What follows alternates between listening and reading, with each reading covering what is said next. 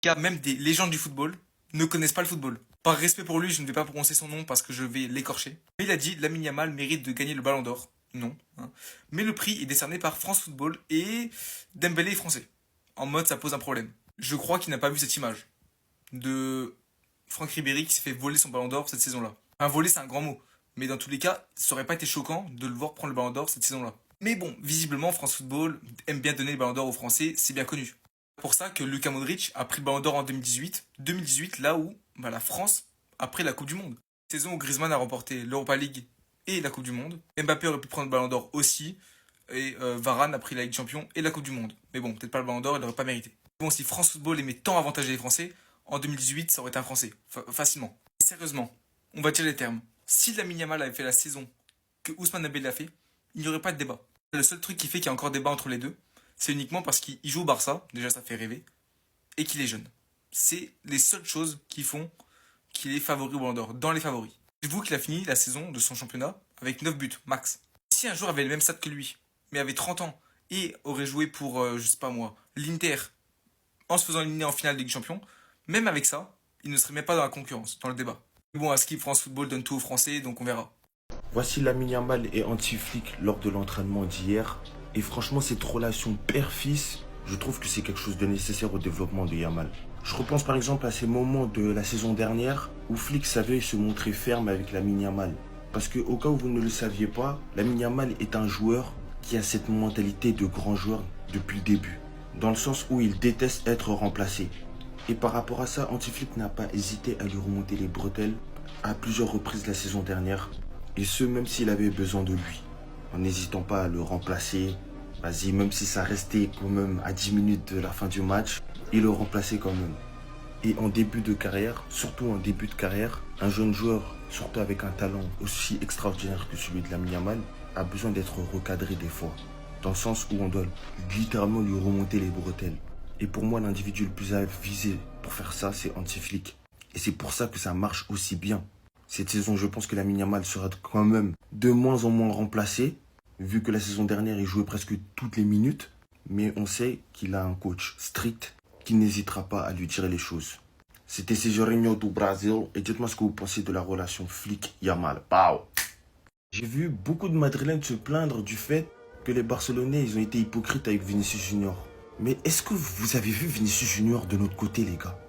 Voici des images de Vinicius Junior en 2023. Lors d'un classico où il avait fait 0 but, 0 passe D, un match médiocre où il ne cessait de chambrer les supporters du Barça au mieux de jouer au ballon.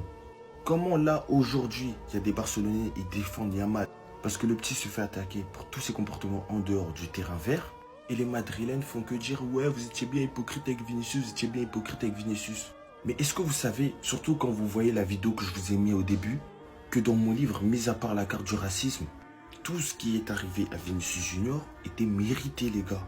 Lamine Yamal est tellement bon sur un terrain de football que ça lui reproche d'être trop bling-bling en dehors du terrain. Ça lui reproche de faire des célébrations où il mime une couronne. Mais la vérité sur cette histoire, c'est juste que c'est parce que Lamine Yamal est issu des quartiers et qu'il est à la fois rebeu et renois.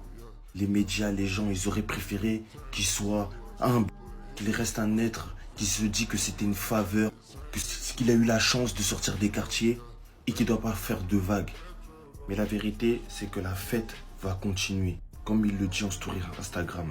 Parce que c'est cette mentalité, cette personnalité qui l'a sorti des quartiers.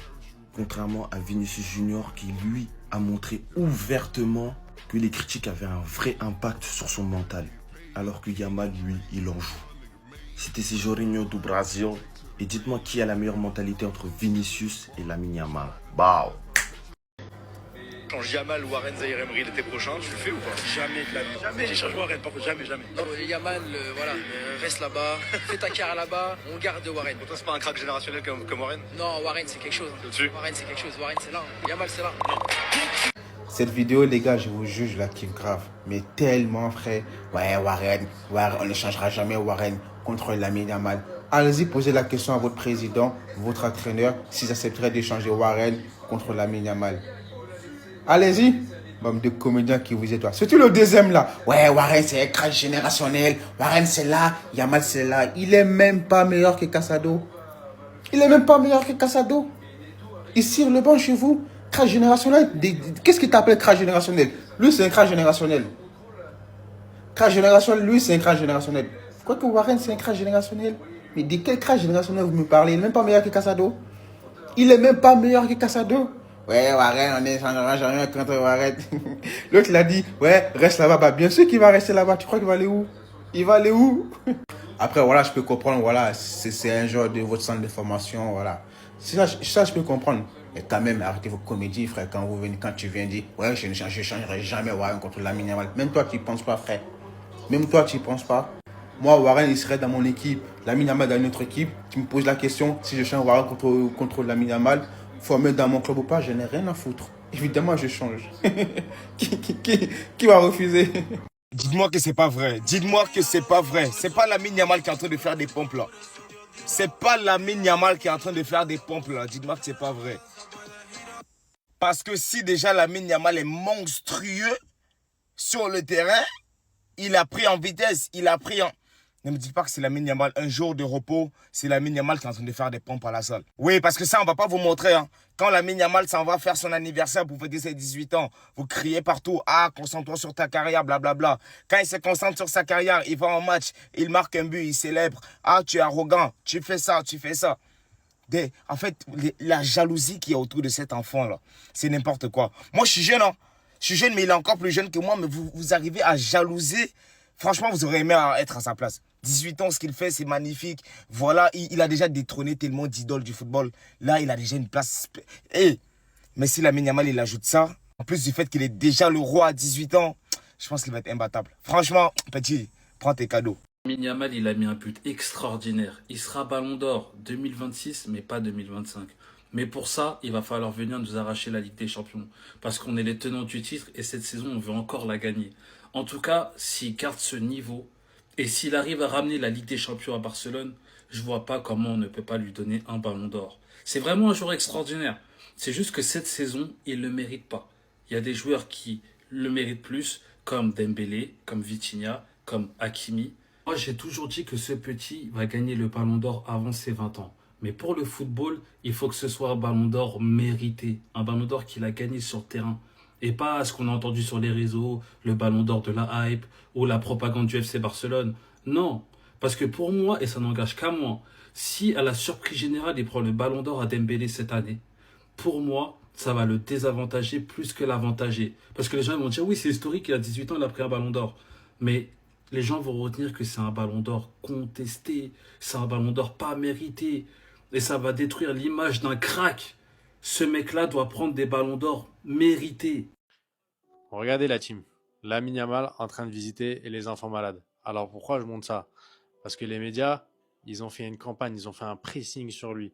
On nous l'a fait passer pour le pire, le mauvais bougre. Et au final, on nous a jamais montré ça. Pourquoi? Parce que c'est pas vendeur.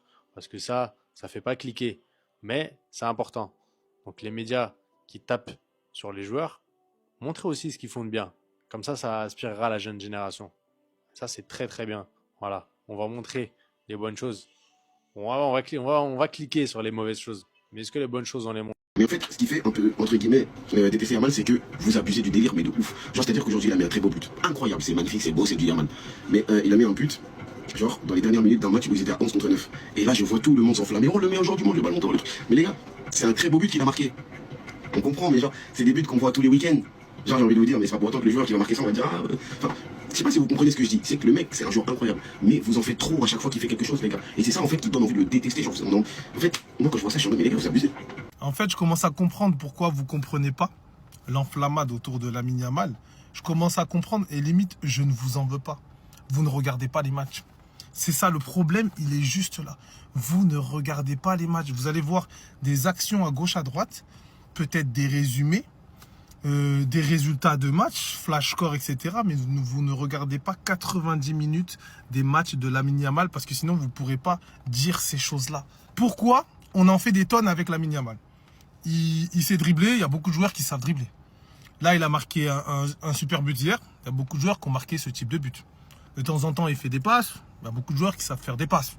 Donc pourquoi Ce mec-là, pourquoi? Juste parce que, voilà, il est barcelonais, il est jeune, il y a eu la photo avec Messi, il y a un petit storytelling. Donc nous, on en fait des méga caisses. Il y a beaucoup de monde qui pense ça. Vous vous trompez totalement. Ça, c'est ce qu'il y a autour, mais c'est pas l'essentiel.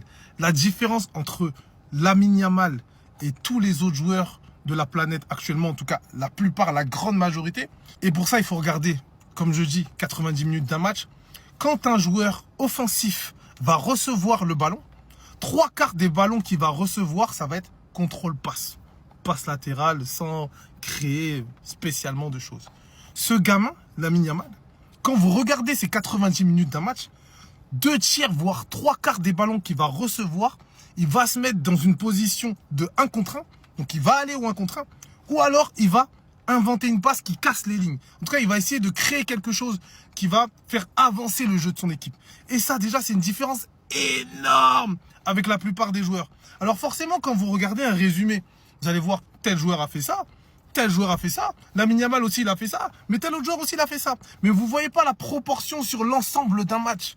Elle est là toute la différence. Moi hier quand je fais ma vidéo sur Lamine Yamal, je commence à faire ma vidéo, il a même pas encore marqué son but. Le but ça a été la cerise sur le gâteau et c'est ça à chaque fois. Et c'est pour ça que je précise, il a fait un match pour nous d'abord les amoureux du football, le contenu global de son match, mais ensuite aussi pour vous les bandeurs de stats parce que vous regardez que ça. Aujourd'hui, il a fait un match pour les amoureux du football d'abord, bien sûr, nous, et pour les bandeurs de statistiques, vous, qui ne voyez le foot que par le prisme des stats. Charo, il nous parle d'un truc, il dit, il a marqué un but, c'est le meilleur joueur du monde, c'est le ballon d'or. À la base, on s'en bat les couilles du but. Le but, ça a été un plus. À son match incroyable, première seconde, première action, il est en provocation, il fait un petit pont, il passe. Deuxième action, il provoque encore. Il fait une passe D, il provoque un carton rouge. À chaque fois, il est déroutant, il fatigue ses latéraux, il fatigue ses défenseurs adverses. Tout un match, c'est le seul à faire ça. Ce que lui, il fait pendant 90 minutes, d'autres joueurs vont le faire pendant 20-25 minutes d'un même match, les gars. C'est ça qui est exceptionnel par rapport à Lamine Yamal. Donc arrêtez à chaque fois de nous parler de stats, d'un but par-ci, d'un but par-là, de quand il marque pas pendant 4-5 matchs. Ah regardez, il n'a pas marqué. Et écoutez un peu, écoutez des gens qui s'y connaissent réellement au football. Un mec comme Zinedine Zidane qui est ni barcelonais, ni espagnol. Et que quand il a vu la performance de Lamine contre l'Inter, il va te dire « Je n'ai jamais vu ça de ma vie, de toute sa vie ». Alors qu'il a vu des légendes, des grandes légendes, des R10, des R9, des joueurs incroyables. Et nous, quand on voit Lamine, on n'en fait pas assez. Le seul qui a raison sur cette application, c'est Claver quand il dit « Les Barcelonais n'en font pas assez, on n'est pas assez arrogants. Et vous nous reprochez d'en faire trop avec ce mec. Mais regardez ces putains de matchs en entier ». Et en plus, je ne comprends pas pourquoi par rapport à Lamine Yamal, on va toujours se focaliser sur les buts. Et les passes D, c'est même plus des stats maintenant. Parce que tellement qu'il en fait trop, ben non, on les compte plus. On dit, oh, il a mis juste un but là. Ah, là, il n'a pas marqué, là, il n'a pas marqué. Par exemple, on dit, il n'est pas meilleur buteur de Liga, mais il est meilleur passeur. Mais ça, personne n'en parle. Personne ne l'évoque. Les gars, arrêtez s'il vous plaît d'être de mauvaise foi avec ce petit et par pitié. Regardez les matchs en entier et vous allez comprendre pourquoi on en fait des tonnes avec Lamine Yamal. Lamine Yamal, c'est le football. C'est pas juste des stats, un but par-ci, un but par-là. Je vous dis que les clubs qui ont l'habitude d'être avantagés, VAR ou pas, ils continueront de l'être avec la VAR. Vous vouliez pas nous croire. Premier fait du match entre le Barça et Mallorca. Un joueur de Mallorca se prend le ballon en pleine poire, comme vous pouvez constater. L'arbitre a laissé jouer la rencontre alors que les joueurs de Mallorca s'étaient arrêtés. But du Barça, l'arbitre n'annulera pas. Le but, il est complètement valable puisque l'arbitre n'a pas sifflé. Et donc le problème vient de là. Donc déjà, première polémique, tu l'as dit toi-même, le problème vient de l'arbitre, le but est totalement valide, on passe au suivant. Sur l'action du but de Rafinha, le ballon est clairement dehors au moment où Lamine Yamal fait son dribble. Derrière, on n'a aucune indication de la part de la VAR, pas d'image, rien, absolument rien n'est montré aux spectateurs. Je sais pas si là où t'es, TikTok c'est rémunéré, peut-être que tu touches un peu d'argent sur tout ce que tu dis, mais faut pas forcément inventer des choses pour avoir du pôle et pour avoir de l'argent, pour avoir du buzz, hein. Parce que là, en fait, ça en devient ridicule. Quand il dit qu'il n'y a eu aucune image de la VAR, je vous la montre ici même. Il y a écrit VAR parce qu'en live même, la VAR a montré que le ballon n'est pas sorti. Vous voyez bien sur l'écran. Les commentateurs même l'ont dit. La VAR même nous a montré pendant le match même que le ballon n'est pas sorti. Dites-vous qu'il y a des gens qui suivent ce mec. Il y a des gens, il y a 100 000 personnes qui écoutent ce mec. Moi, je touche rien. J'ai aucune plus-value à faire des TikTok si ce n'est l'amour du beau jeu, l'amour du foot et parler de manière objective et dire quand on a fauté, quand, et je vais y venir plus tard. Mais ça sert à rien d'inventer des faits qui n'existent pas. On a vu à la télé, la VAR a montré que le ballon n'est pas sorti. On l'a vu à la télé. Pourquoi t'inventes? À quoi bon? J'espère que vraiment TikTok paye très très bien. J'espère que là tu pars aux Zanzibar grâce à l'argent de TikTok parce que autrement je vois pas à quoi ça te sert d'inventer des choses qu'on a vues en 4K. Et malheureusement, il y a des gens qui regardent pas le foot, ils vont scroller, ils vont tomber sur ça, ils vont dire putain, j'avoue, le Barça, ils ont volé le match. Arrête. Arrêtez ça, faut arrêter ça. 2-0 pour le Barça, donc sachant que Mallorca va prendre 2 cartons rouges. Le premier, il est indiscutable, c'est une agression. J'espère que ce joueur prendra plusieurs matchs de suspension. Et ensuite, on a une simulation de Lamine Yamal qui va donner un 2e carton jaune à un joueur de Mallorca. Vous savez comment on peut voir un mec qui a pas regardé le match? Juste pour vous montrer que le mec, en fait, il parle, ça se voit qu'il a même pas vu le match. Dans la temporalité des faits qu'il énonce, tu vois qu'il a pas vu le match, qu'il a vu le match défiler sur TikTok ou bien sur SofaScore, et c'est tout. Il me parle du premier carton rouge de Mourigui. Le carton rouge de Mourigui, il arrive en second temps, après le premier carton rouge, le double jaune de Morlanes. Déjà ça se voit que le mec, il a pas vu le match. Juste ça. L'attentat de Mourigui sur la joue, sur la gorge, sur la carotide de Juan Garcia, ça vaut 3-4 matchs de suspension. Maintenant, il me parle de simulation de Lamine Yamal. Je sais pas, tu vois où une simulation sur la photo déjà, mon gars, parce que en temps réel, en fait, quand t'as vu le match, tu vois qu'il y a pas de simulation, que Lamine Yamal, il est parti sur un slalom, il a dribblé 3-4 joueurs, et après il arrive, bim, et Morlanes, il coupe Lamine Yamal, et il lui met la double jaune rouge. C'est les règles. On peut dire que c'est sévère ou pas, il y a faute, ça mérite une jaune parce que Lamine partait en direction du but faire une passe ou un tir. Dans tous les cas, c'est la règle. Il prend double jaune, il prend rouge. Il y a aucune simulation. C'était avéré, ça s'est vu. Il y avait faute tous les jours. En fait, quand t'as pas vu le match, ça sert à rien de prendre ta caméra, mettre une casquette Watibé pour parler et dire n'importe quoi. On a tous vu le match en 4. C'est à ce moment-là que le 12e barcelonais, l'arbitre, décide d'encore aider le Barça. Rafinha vient nous faire un tacle scandaleux sur un joueur de Mallorca qui aurait pu lui briser sa carrière à ce moment-là. L'arbitre décide de lui mettre un carton jaune. C'est ça le football que vous aimez? C'est ça le football que vous prenez? C'est ça que vous mettez en avant toute l'année? Sur celle-là, je lui donne raison. Je lui donne raison, le tacle de Rafinha. Et comme je vous ai dit, je serai le premier à être objectif lorsque le Barça a eu tort ou a fait une erreur, ou lorsque l'arbitrage a été en notre faveur alors que ça devrait pas. Le tacle de Rafinha, il doit prendre rouge. Et je l'ai dit en live, même quand j'ai tweeté en live, je l'ai dit, Rafinha doit prendre rouge. Et ça, c'est une erreur de l'arbitrage. Faut pas généraliser une action en disant tout l'arbitrage a été mauvais, les 2 rouges sont justifiés. C'est cruel. Le spectacle a été tué d'entrée, mais il y a faute. Il y a attentat de Mouriki, il y a double carton jaune. On va pas, d'un point de vue arbitre, il va pas penser aux téléspectateurs en se disant ah mais si je mets rouge maintenant ça va tuer le spectacle. Ah mais si je fais ça, le match il est plié. Qu'est-ce qui s'en bat les reins? Il a un règlement, il le suit, point. Ce qui me fait rire, c'est que ce monsieur là, parce que je vois beaucoup de TikTok de lui passer depuis l'année passée, mais bon voilà, j'étais pas encore sur TikTok. Il y a un truc qu'il faut comprendre aujourd'hui dans le monde du foot actuel et j'ai remarqué, c'est que beaucoup de gens n'arrivent pas à faire abstraction du clubisme. Tu peux supporter un club et rester objectif, et il y en a très peu des mecs comme ça qui supportent un club et qui savent dire quand ça a été dans leur sens ou quand ça n'a pas été dans leur sens. Ce mec-là, tu vois qu'il est pas du tout objectif du tout, mais alors du tout.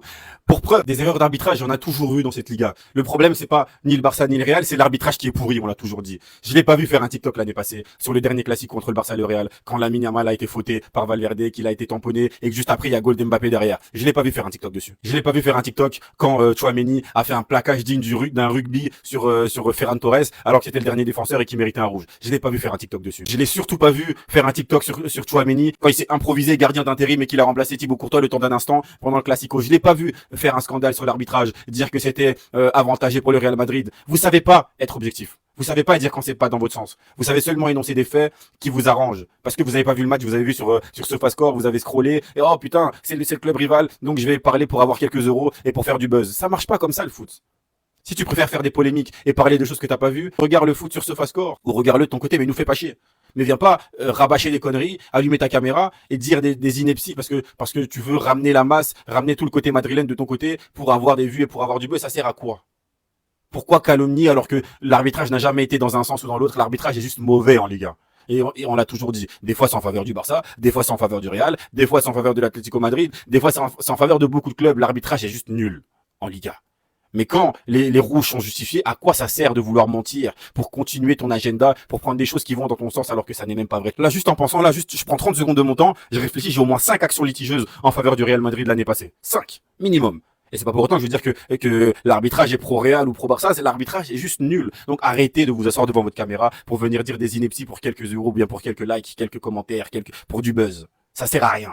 Ça sert vraiment à rien parce que on a la télé. Alors malheureusement, certaines personnes sont là et scrollent et regardent pas les matchs et ils se disent putain c'est cadeau, t'as vu le match, comment le Barça était avantagé? Et ça fait que nous, les gens qui regardons vraiment à la télé le football, on va commencer à gaspiller de l'énergie pour se justifier en disant mais non c'est pas vrai ce qu'il raconte, etc.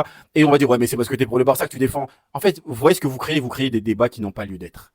Les rouges sont justifiés. Il y a eu des faits litigieux. Rafinha doit prendre rouge, fin à la ligne. Il y a pas de favoritisme. On a vu là le ballon qui n'est pas sorti. Pourquoi t'inventes? Tu fais un condensé et ça y est, t'as tes likes. Maintenant, t'es content, tu peux partir à Zanzibar avec ça. Ça marche pas comme ça le foot. Donc, si vous n'êtes pas des vrais fans objectifs de football, mettez-vous de côté, laissez-nous regarder le football tranquillement. C'est tout ce qu'on vous demande.